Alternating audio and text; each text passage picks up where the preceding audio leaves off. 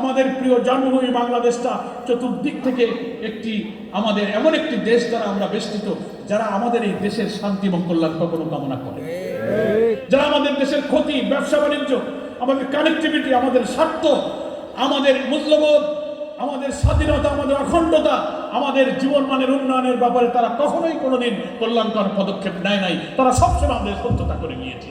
এমন একটি দেশ দিয়ে আমরা চতুর্দিক থেকে বেষ্টিত আছি, আর একদিকে আছে আমাদের সাগর। আমাদের পাশে কোনো মুসলিম, কোনো বন্ধু রাষ্ট্র আমাদের নেই। এমন একটা অসহায়, কঠিন ভৌগোলিক অবস্থানের মধ্যে বাংলাদেশ বসবাস করছে।